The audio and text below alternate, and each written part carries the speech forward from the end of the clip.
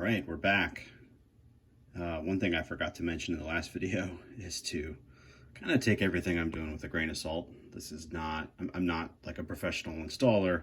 This is just sort of what I've picked up and how I've figured out how to do these. This is only my fourth install, so that's my disclaimer.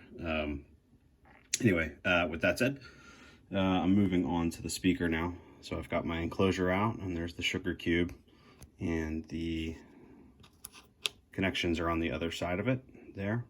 So what I'm going to do is glue this in to there, and I'm going to use a little bit of super glue and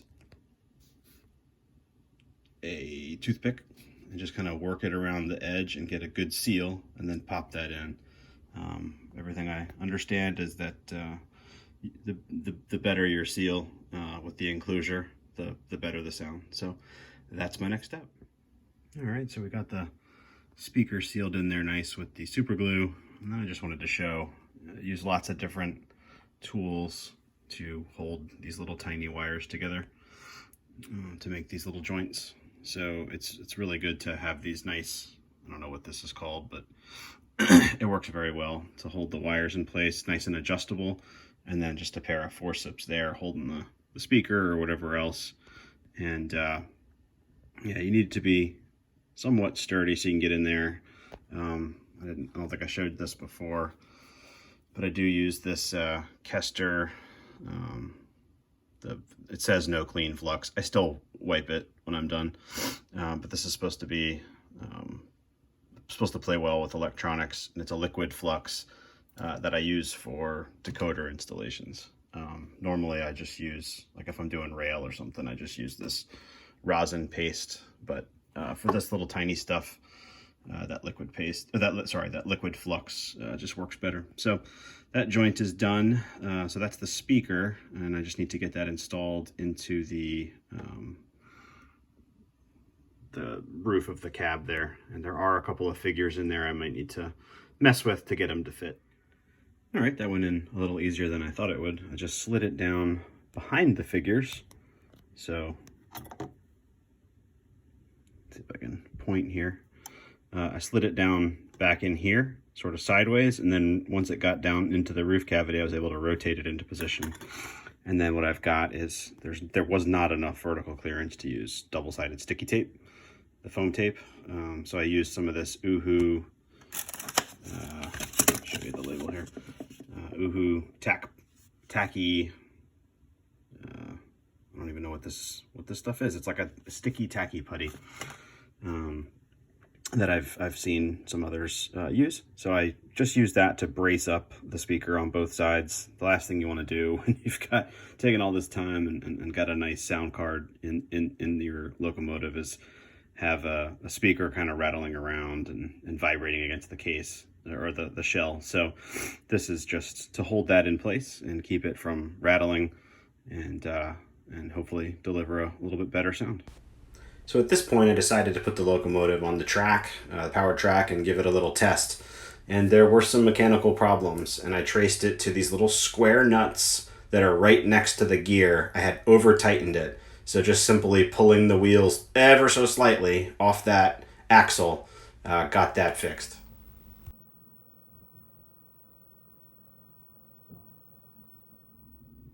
All right, with the speaker finished with its install, moving on to the lights. And what I've got here is the blue wire coming off the decoder, which is the common or the positive.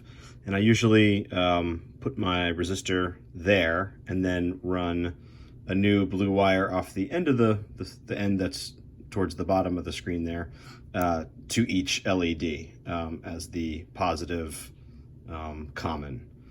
One of my viewers on the last video pointed out that the 1/4 watt resistor, which is the one that I'm showing in there now, is actually plenty strong to handle the load that would be on this wire. And it is smaller, and so since I'm gonna eventually sort of stick it down in there with all those wires, you know, saving some size is helpful. So thanks to JFD Rail for that comment. I'm gonna take his advice and use the 1/4 watt resistor in here to save a little space. I also made myself a little cheat sheet a while back, just to remember which wires are which. So on the left side there, you see blue, that's our common. There's a white wire and a yellow wire. The white's the front, the yellow's the tail light.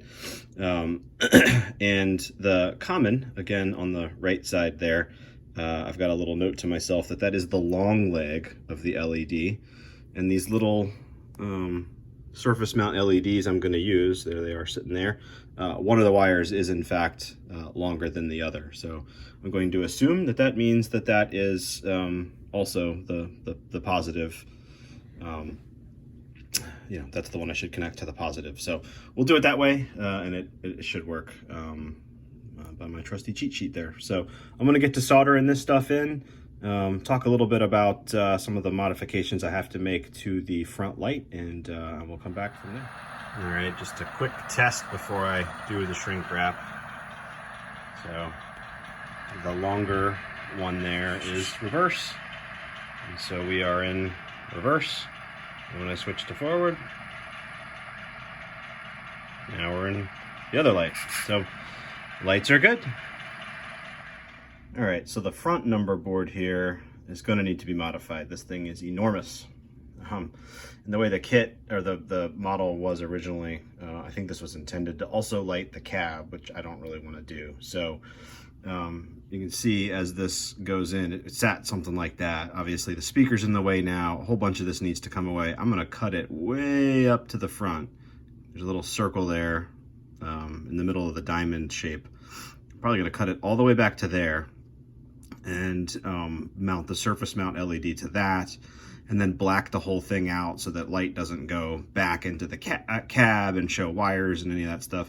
You'll be able to see the figures through the windows without light, but I don't want to light up the cab. So that's what I'm going to do next. The rear one, actually, I just left it in there, and that actually sits in this little pocket back here, so I don't need to modify that one at all. That's good to go.